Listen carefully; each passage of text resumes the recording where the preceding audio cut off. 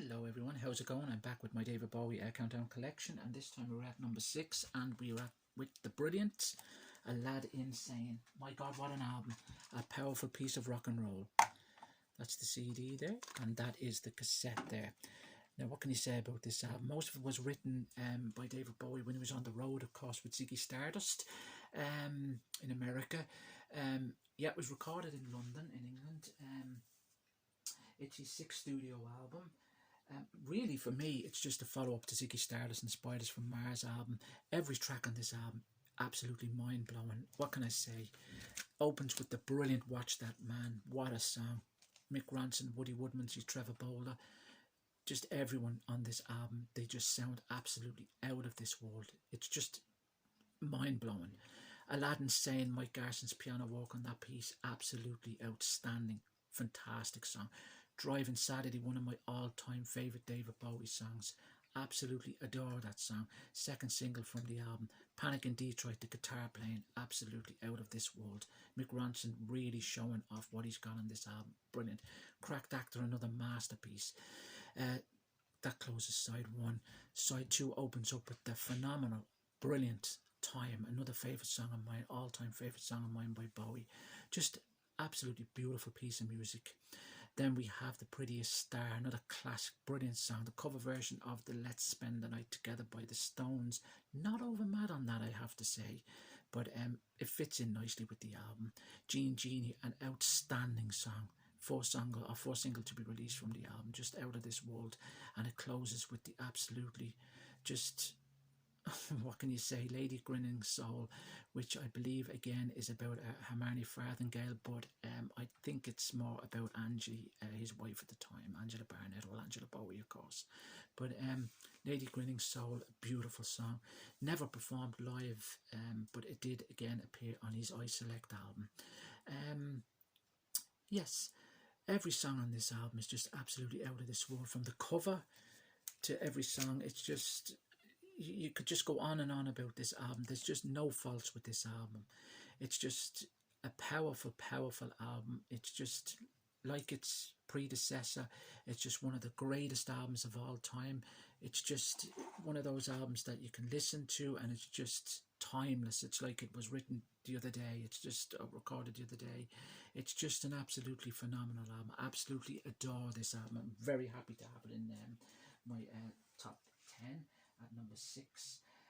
It's really kind of, Bowie always looked back at this album as kind of Ziggy Goes to America kind of stage. As I said, it was written while he was on the road, which is very unusual for Bowie, because Bowie always stated that he could never write when he was touring. But yeah, although at the time of this album he was absolutely exhausted. Even when he heard that the album had got to number 1, he was just kind of very, he didn't kind of make any big deal out of it. Of course, he was probably coked up to the hills at the time, but yeah, he was going through a kind of a transition there where he was becoming very, very famous, and the character of Ziggy Stardust had really took off, and he was kind of very I suppose he was in another mindset and stuff. God knows what was going on in his head at the time, but he's produced some absolutely phenomenal music, and such an influence this album is to so many artists out there, as was the albums prior to it as well. But A Lad Insane is one of my all-time favourite albums by Bowie. The albums I'm going to show now, even though they're a countdown, they have to go in some position.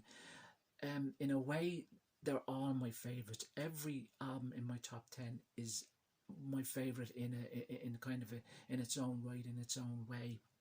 Very hard to pick one. But as I said, for the past 20 odd years, 25 years, my top 10 has never changed, and I'm comfortable having this at number 6. But the albums I'm going to show now, I can't say they're better albums. It's just that it's just the way I feel, and it's just the position that I'm comfortable putting these particular albums in. But A Lad Insane, I don't feel guilty putting it here because it has to go somewhere. Like lots would say, oh no, that should be number 2, that should be number 3. Aladdin should be over this. I'm sure Outside kind of shocked people, but Outside I like for my own personal reasons, and I just think that Bowie, being the artist he is, so influential, I just think he deserves to have the credit for the particular positions I put them albums in. But yes, Aladdin Sane is my number 7. I can't fault it. There's the only weaker track I can pick on it is, and it's not even a weak track, it's a fantastic track, is the cover of the Stones, Rolling Stones, Let's Spend the Night Together. But every other song is absolutely outstanding. Driving Saturday and Time would probably be my 2 favourite songs from this album. And the ironic thing is his Glass Spider tour, which of course was not everyone's favourite tour. He performed Time on that particular tour, and I just think he absolutely done a absolutely phenomenal version of it on that particular tour. I just thought it sounded great. Right, it might have been overproduced and a bit silly with the wings and then coming down and, you know, all this kind of theatrical stuff happening around him. But it's absolutely brilliant version of it, as of course on the Ziggy Stardust tour too, where the motion picture, he does a great live performance of it on that as well. But yes, absolutely out of this world. Yeah, and Driving Saturday, which is another great song. I'm a Morrissey fan, a Smiths fan. And Morrissey does a cover version of Driving Saturday on his Swords album, and I think Morrissey does quite a good version of it. I actually quite like it. Yeah, so I'm going to give that a bit of a shout out. Lots would probably disagree with me on that. And Lulu does Watch That Man and The Man Who Sold the World as well. She actually released them, She actually released The Man Who Sold the World as a single with David Bowie on backing vocals. And I actually quite like them versions as well, I have to say. Yeah, which was recorded in 74, I believe, yeah. So, yeah. So, Aladdin Sane, what a great album.